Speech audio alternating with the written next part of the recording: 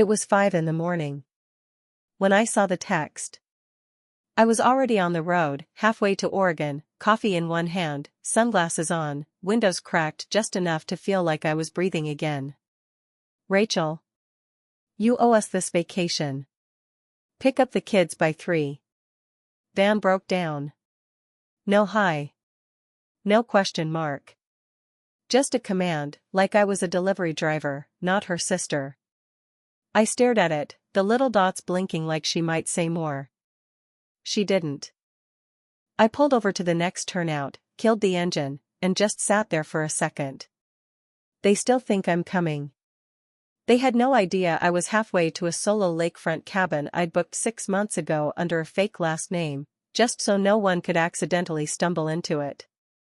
This was the first time in 11 years I hadn't footed the bill for their family vacation. The first time I hadn't let myself be guilt-tripped into driving the van, packing the snacks, entertaining the nieces, or refereeing Rachel's marriage. The first time I chose me. And they were already trying to reel me back in. I didn't respond. I tossed the phone in the passenger seat and kept driving, but I should have known, Rachel wasn't done. Let me rewind for a second. I'm Erin. 36. Project manager. No kids, no spouse, no visible baggage, which is why my family decided years ago that I was the responsible one. In my family, responsible translates to funder, fixer, free babysitter, therapist, and designated vacation mule. Every July, we rent a lake house. Well, I rent it. They show up with nothing but wet swimsuits and giant appetites. My mom micromanages the fridge. My dad disappears with his fishing rod. Rachel and Greg vanish after dinner, leaving me with 3 screaming kids, bedtime meltdowns, and sticky-ass Maury's fingers. Then, every year, they toast a family, like I'm not the only reason it happens at all. 2 summers ago, I paid for everything, even the rental van, and then Rachel forgot to reimburse me. Said it was fine since I didn't have childcare expenses like they did. Last year, I got stuck sleeping on the pull-out couch because the kids need the real beds. No thank you. No appreciation. Just expectation. So back in January, while they were group texting about rental options, I quietly opened a new browser tab. Cabin.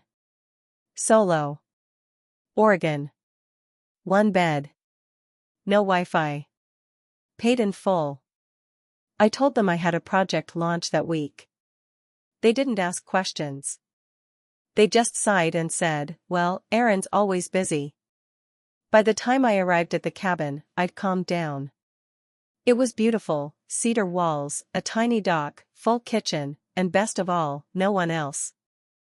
I made a grilled cheese, poured a glass of wine, and sat on the porch watching the lake shift under a cloudy sky. For about 20 hours, I felt something I hadn't felt in years. Unobligated. I slept until 10 the next morning. Took a kayak out. Read a whole book cover to cover. I was untouchable. Until I wasn't. I was rinsing dishes in the sink when I saw it. A new text, pinned to the top of my lock screen. Hope you enjoyed your little solo trip. Refund should hit Rachel's card soon. Wait. Refund? I dropped the dish. Opened my inbox. There it was. Your Alaska Air reservation has been cancelled, $482 refunded to card ending in 9921. Rachel's card. My stomach flipped. How the hell did she? Then it hit me. My passwords. I'd used the same email password combo for years, just out of laziness. Rachel knew it. I'd helped her log into Netflix once for my phone. They didn't just find my trip. They cancelled it. They stole my flight money. Hijacked my peace. Invaded the one thing I hadn't offered. I called the airline. Non-refundable. Already processed. We can't redirect the refund, the rep said flatly. Rachel had literally refunded my vacation to herself. I stared at the wall for a full minute. Not even crying. just registering it. This wasn't about a flight. Or a rental car. Or even money. This was about ownership. They thought they still owned me. My time. My choices. My peace. They thought I'd just roll over like always. I didn't reply. Instead, I turned on my laptop. Pulled up an old spreadsheet I'd started years ago, one I hadn't touched in a while. It was titled Debt Ledger, but it wasn't about money. It was about moments. July 2015, Erin pays $600 for groceries. Gets told she's lucky she doesn't have kids. 2017, babysits all week while Rachel and Greg go to couples therapy. Gets a leftover World's Best Aunt mug. 2019, misses her best friend's wedding to drive family to lake house after Greg's DUI. 2022, falls asleep in car after doing all the dishes. Rachel jokes, she's like The Help, but free. Line by line, I entered every petty betrayal. Every guilt trip. Every you owe us. Every but you're so lucky to have no responsibilities. By the time I hit save, I wasn't the responsible one anymore. I was the record keeper. And I was done being quiet. That night, I opened the Airbnb app just to double-check my reservation status. It was still active. But something new was listed under past guests, a 5-star review from someone named Rachel_M. I clicked it. Great cabin, perfect for a small family getaway. Would love to return. Thanks for the heads up, Erin, winky face. My throat went dry. They'd been here before. Or were planning to come. Somehow, they'd booked this cabin again. I was still sitting there, stunned, when I heard a notification ding. It was a shared calendar invite titled, Family Trip, Rescheduled. Guest list, Mom. Dad. Rachel. Greg. The kids. Me. I never accepted it. Never even saw it get added. They weren't just trying to get me back. They were trying to erase the fact that I ever left. I didn't cry. Instead, I cracked open my laptop and opened 3 new tabs. Airline refund policy loopholes. Password reset tools. Oregon property law. And then I did something I hadn't done since college. I started planning. The first message came before I even made it to the state line. It was a voicemail from my mom. I didn't answer, of course, but I let it play through the car speakers somewhere around the Idaho border, where the mountains start to flatten out and the sky turns pale with heat. Her voice was light and artificially sweet, like she was performing for a silent audience. Hi sweetheart, just wondering if you're okay. We missed you at the cabin. Rachel said you were a little off this year. I know you've always been our strong one. But strong people still need their family. Call us when you're ready. Love you. No questions. No apologies. Not even a real concern. Just a gentle reframe that made me the difficult one, the one who'd gone cold, the one they'd tried so hard to understand. I saved the voicemail, labeled it narratives, and kept driving. By the time I reached New Mexico, they'd moved on to digital fiction.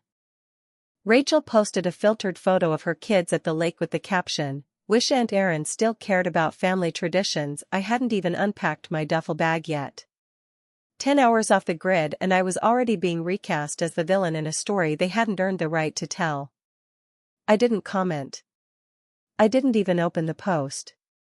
But I screenshotted it and slid it into a folder labeled receipts, because something told me this story wasn't ending at the shoreline. The silence I gave them wasn't surrender. It was strategy. I didn't go back home. I didn't go back to the job, the lease, the gym, the routine they all assumed I would drift toward again. I changed addresses without updating the family group chat. I kept my job remote, changed my display name on Zoom, and paid 3 months rent on a guest house in Taos using a holding company I'd formed 2 years ago for a freelance consulting idea I never got around to launching. Now it had a name, an LLC number, and its first quiet tenant, me. The ghosting wasn't petty, it was structural. And still, they didn't notice I was gone. Not really. Because I wasn't gone to them. I was still useful. Within 2 weeks of my disappearance, I was digitally resurrected over a dozen times. I was tagged in a Thanksgiving prep spreadsheet I hadn't opened. I was mentioned in a group playlist labeled Aaron's Drive Songs. My name was used to assign dessert duties, folding chair delivery, and carpool logistics for a road trip I never agreed to take. Rachel even sent out a group text that read, "Let's all be extra grateful this year. Aaron's doing the drive from Denver, so the rest of us can save gas." I was in New Mexico. They didn't ask. They didn't check. They just kept writing me into their plans like I was a default setting in their group dynamics, visible only as labor, credit card coverage, and calendar space. So I made a new kind of calendar. One that only I could see. In 1 week, I was tagged in a pie, a playlist, a folding chair schedule, a Venmo request for gas money, and an Amazon wishlist for a birthday I wasn't invited to attend. Rachel's youngest turned 6 that Friday. The whole family posted matching t-shirts, cake photos, and a group shot with the caption, "Family, the ones who show up." That one made my hands go still. Then it got worse. I got a notification from my credit card app, an expense flagged for verification.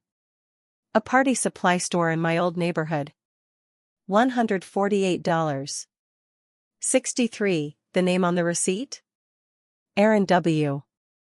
My card had been used. Not stolen. Just reused. Because Rachel still had my info from the last time she borrowed it to cover a float trip and forgot to delete her profile. And I'd never canceled the card. Because some part of me, for all my detachment and retreat, still believed they wouldn't cross that line again.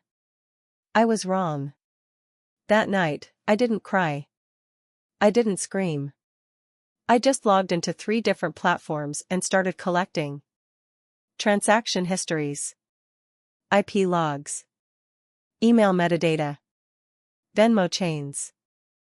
Every overlapping login, every shared password, every favor I had extended under the unspoken contract that family meant trust, I documented it all. Then I texted my friend Callie, a freelance data consultant who once helped a startup track internal sabotage after a messy investor split. I asked her one question: ever done a behavioral audit for a family system? Her reply came in seconds: oof. What happened? I told her the short version. The vacation. The stolen card. The tags. The credits they kept assigning to me like I was still inside the narrative. She didn't even blink. Send me the trail. I'll give you the architecture.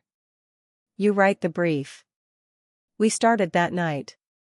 Over the next 10 days, I built a full psychological map of my family's pattern of manipulation. It wasn't just emotional, it was operational. Guilt framed as gratitude. Blame framed as inclusion. Every time they used my name, it was to reduce my presence to a task. Every time I went silent, they filled the gap with a version of me they could control. And the longer I stayed quiet, the more grotesque that version became.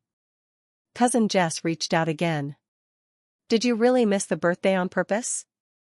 I just wrote, they didn't invite me. She replied, that's not what they said. Of course it wasn't. Because erasing me only worked if they could convince people I erased myself. But now I had proof. One of the final straws came in the form of an email from Rachel. No greeting, just a PDF titled Family Christmas Split. Inside was a payment schedule, a shopping task list, and a breakdown of who owed what. Aaron, $380, gifts for the kids. Aaron, $220, gas. Aaron, $185, Airbnb deposit. Aaron, you missed summer and fall. We're counting on you. There was no request. No question. Just an invoice dressed as an obligation. They'd even written the Airbnb under my name, like they still assumed I'd log in and finalize it. I clicked the reservation. It was already pending payment. I checked the dates. They'd booked it for December 26th to 30th. The exact dates I'd spent at the Oregon cabin. I stared at the screen. My hand trembled slightly on the mouse. For a split second, I felt the old reflex try to rise. Just pay it, keep the peace, be the dependable one. But I didn't. I closed the tab. I opened the Airbnb app. And I sent a message to the host. Hey, it's Aaron. I stayed there solo back in July. Question for you. Would you ever consider selling? His reply came 5 minutes later. Possibly. Price depends on whether you're serious. I wrote back without hesitating. It's not a vacation home anymore. It's headquarters. He didn't ask. He just said, let's talk numbers. 2 nights before Christmas, Rachel posted a photo from the mall. The kids were on Santa's lap. She was in the background, captioning it with, even when things feel heavy, you show up for family. Some people forget that. My name wasn't mentioned. But I knew who it was for. I wasn't even angry. I felt something else. Distance. Power. Direction. The kind of clarity you only get when you realize you're no longer reacting, you're choosing. 3 hours later, I got an email. Subject, Airbnb reservation cancelled. The Oregon host had taken it off the platform. I sent him the deposit privately. By morning, it was mine. The moment that split everything wide open came on a Tuesday morning. I was in a coffee shop just outside Santa Fe, earbuds in, halfway through a Zoom call I didn't need to be on. I was idly scrolling through my burner Instagram, the one nobody in my family knew existed, when I saw it. Rachel had posted a photo dump from Christmas. The usual suspects, her kids in matching pajamas, Greg with a drink in hand pretending to help in the kitchen, a blurry shot of a board game box and someone's socked feet beside a fire. I didn't think anything of it, until the last photo stopped me cold. It was a group shot in front of a stone fireplace. And behind them, just barely visible, was a wooden door I knew too well. My cabin door. My hand froze on the screen. I expanded the photo. Zoomed in. The frame was identical. The iron hook on the mantel. The faded area rug I'd considered replacing. But the part that locked my throat was the jagged crack at the doorframe. The jamb was splintered. I knew what that meant. That door stuck when you didn't lift it just right. It only broke if you forced it. They hadn't just shown up. They'd broken in. I sat back, my ears burning even though no one around me had any idea what I was seeing. I opened my laptop and checked my inbox. Sure enough, there was a message from the cabin's previous owner, polite, vague, and nervous. Hey Aaron, weird thing, I think some of your family might have gotten confused about the reservation. They showed up around Christmas, said they were expected. Didn't want to escalate things. Just thought I'd let you know. Let me know if everything's okay on your end. I didn't respond. Instead, I opened the folder labeled Receipts, created a new subfolder, and titled it, Unlawful Entry, December 26th. Then, just to keep things tidy, I moved the email into a second folder called, Narrative Control. Things started unraveling quickly after that. Callie sent me a screenshot 2 days later. Your sister's going feral on Twitter again, she wrote. Should I start a bingo card? Rachel's tweet thread read like a soap opera, minus the talent. It's always the ones who say nothing who hurt you the most. Some people weaponize silence. It's cruel. Followed by, when you carry everyone for years and they turn their back, it's not abandonment, it's betrayal. She never used my name. But she didn't have to. A stranger replied, didn't you break into your sister's vacation home and then tag her in photos? Another said, this you? Link to her Instagram pic. By the next morning, the entire thread was gone. But the damage was spreading. My phone buzzed with a text from cousin Jess. "Hey. Did you really call the cops on them?" I stared at the screen for a long moment, then typed. "I didn't call anyone. I didn't need to." Jess was quiet for a minute, then replied. "Okay. Just wondering. They're acting weird. Like really paranoid. Changing passwords. Rachel thinks you're tracking them or something?" I didn't answer. Because she wasn't wrong. I wasn't tracking them. But I'd left the dominoes standing. And I knew exactly when they'd fall. What most people never notice about manipulation is that it's often dressed as delegation. Rachel hadn't just expected me to serve, she expected me to maintain her image. And now that I was gone, the cracks were showing in every direction. Greg's LinkedIn said he was launching a consulting firm. Which was cute, considering he was using the exact brand colors, website structure, and onboarding forms I'd created for a former client. I clicked through the site. 0 testimonials. The stock images were still watermarked. 2 days later, I got a message from Greg's former boss. We'd met once, years ago, at a company retreat I helped plan. Subject line, "Need a sharp PM?" He said he'd seen some of my work online and was interested in hiring a consultant for a new transition phase. He never mentioned Greg. He didn't need to. The subject line said everything. I replied, "Happy to connect. Let me know when you'd like to talk." And then, without saying a word, I blocked Greg on LinkedIn. The real fracture came when Rachel turned inward. She posted a video to her Instagram story late one night. It was badly lit. She was in the car, eyes red, voice shaking in that very particular way people do when they're both crying and performing. "She lied," she said. "She told me I could trust her. I told her everything.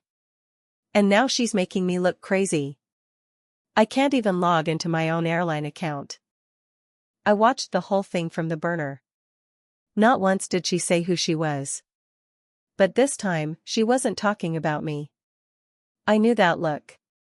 I knew that tone. Rachel wasn't melting down because of me. She was melting down because someone else had questioned her story. Someone close. Mom, maybe. Or Greg. Either way, it meant the alliance was splintering. And nothing speeds up collapse like infighting. The next day, I left the house for the first time in a week and drove 3 hours north to Taos. I'd agreed to meet a local property inspector for the final review of the Oregon cabin transfer. He handed me a clipboard with a few remaining documents. As I signed, he said casually, "Someone came by asking if the place was up for rent again. Said they'd stayed there in December." I didn't flinch. "I heard someone broke in around then." He nodded slowly, his expression unreadable. I slid the clipboard back and smiled. "It's not a rental anymore." He tilted his head. "So what is it?" I zipped my jacket and walked toward the car. "It's headquarters." Back at home, my inbox pinged with another message from cousin Jess. This one had a different energy. "Rachel's blaming your mom now. Says she's the one who told them it was okay to go to the cabin." There it was.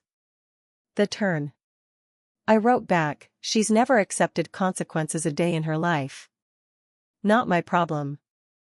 Jess hesitated before replying. "Honestly? I'm starting to think you were the only one holding that mess together." Around the same time, Rachel started hemorrhaging followers. Nothing dramatic, just a slow, steady exodus.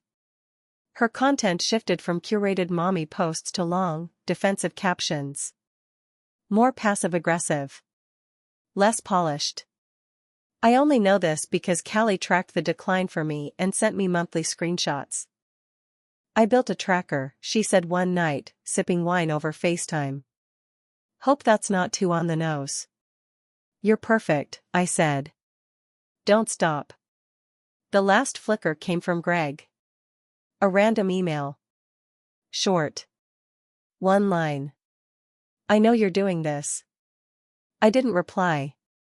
I archived it, logged the IP address, and forwarded it to my legal backup folder. He wasn't wrong. He just wasn't early enough. The best part of silent revenge is that it always looks like coincidence, until it doesn't. Until the timing gets too sharp. Until the rumors start connecting. Until the people they trust start backing away, unsure who to believe anymore. I never had to touch a single thing directly. But I'd been laying bricks for months. And by the time they realized the walls were closing in, the exit had already been sealed. The email I sent to Rachel's sponsor wasn't dramatic. It didn't even have an opening paragraph. Just a Dropbox link titled, Vacation Footage, Property Owner Statement and a 2-line message. Hi. This footage was recorded by the smart security system at my private residence in Oregon. The people in this video entered without permission, using a canceled reservation and my stolen login. I did not press charges. I'm simply clarifying facts. I hit send and waited. Not even 24 hours later, her coaching site was stripped down to a blank landing page. By nightfall, her affiliate links were deactivated. The next morning, she posted a carousel of blurry photos captioned, taking time off to heal from online cruelty. Except no one was cruel to her. No one attacked her. They just saw the truth, and walked away. I didn't delete the footage. I just moved it to a folder called Final Proof, Use if Provoked. I haven't needed it yet. But I'm not above letting it breathe if the need ever returns. Greg's collapse came slower, but it had more style. His fake consulting firm, built on phrases I helped him coin back when I thought helping family meant giving them ideas, was quietly dismantled with one legal PDF. You see, 9 months earlier, while they were busy canceling my flight and stealing my refund, I had filed a silent trademark under a shell company. The business name. The branding. Even the little slogan they slapped onto coffee mugs at a retreat I wasn't invited to.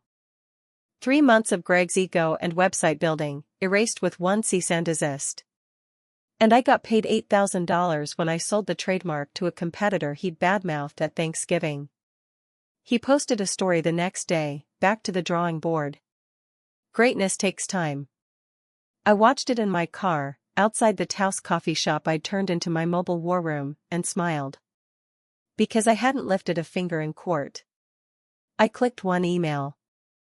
And the entire foundation they built, on lies, theft, and entitlement, started to rot from the inside. But the moment I knew I'd won wasn't digital. It was a phone call. From my mother. It came one evening while I was reorganizing the cabinet under my sink, trying to decide whether I actually needed 3 different brands of olive oil. The ringtone surprised me. I'd blocked most of them months ago. But I'd left her number untouched, not out of mercy, but precision. I let it ring until the last second, then answered. Aaron, she said, in that slow, deliberate tone she always used before attempting emotional sleight of hand. We need to talk. I didn't say anything. I want to know what you're doing to Rachel. She's been a wreck. She says she's being harassed. Her sponsors are dropping her. She says you're.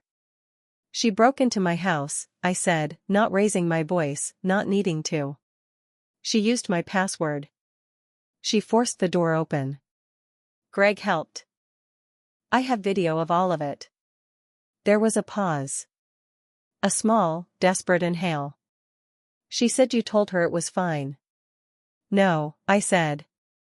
You did. More silence. You told them it was okay to use the cabin. You vouched for them. You treated my property like a family timeshare. And then you stood back and watched them tag me in photos, call me ungrateful, spin a story while I disappeared. And now that it's falling apart, you're acting confused? I never meant for it to get this far, she said, her voice cracking just slightly, almost imperceptibly. You knew what you were doing, I said. But you didn't think I'd stop you. Aaron, she said, soft and shaking. I didn't raise you to be cruel. My hand tightened around the phone. I looked down at my bare feet on the tile floor. I remembered folding Rachel's laundry at 14 while she smoked outside. I remembered missing my own college orientation because Greg's kid had a fever and I was the only one sober enough to drive. I remembered the Christmas they canceled my plane ticket because you live alone, you don't need a vacation. And then I breathed in. Steady. Full. No, I said. You raised me to be useful. Then I hung up. Not out of anger. Not out of triumph. Just relief. Because that phone call didn't shake me. It confirmed everything I already knew. Of course, they tried to pivot. Rachel posted a video where she sobbed about being betrayed by a family member she trusted. She never said my name, but she held up a coffee mug that said "Sisters Before Schedules" and let the camera linger. It backfired. Badly. Comments poured in faster than she could delete them. Didn't you break into her cabin? Still waiting on that apology. Maybe sit this one out, Rachel. She deleted the post by midnight. Then went dark for 2 weeks. The best part of the revenge wasn't the silence, it was the pressure they felt in the silence. The uncertainty of what I would do next. Whether there were more files, more tips, more truths waiting to detonate. There weren't. But they didn't know that. And that was enough.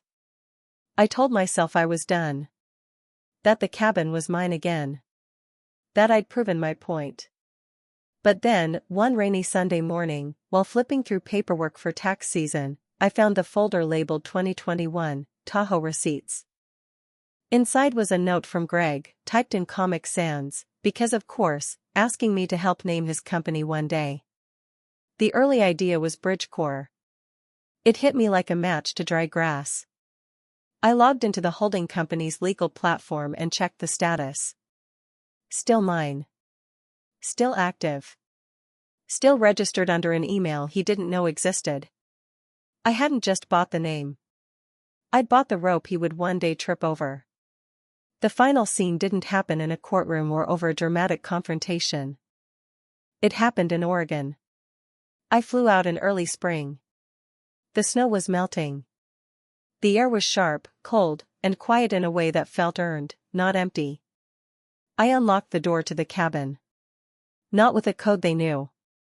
But with a new key, under a new lock, built into new hardware they would never touch again. Inside, I lit a fire. I made coffee.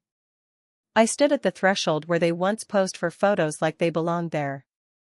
Then I reached into my bag and unwrapped the frame I'd been saving. The print was simple. Matte black letters on a white background. I owe you nothing. I hung it above the door.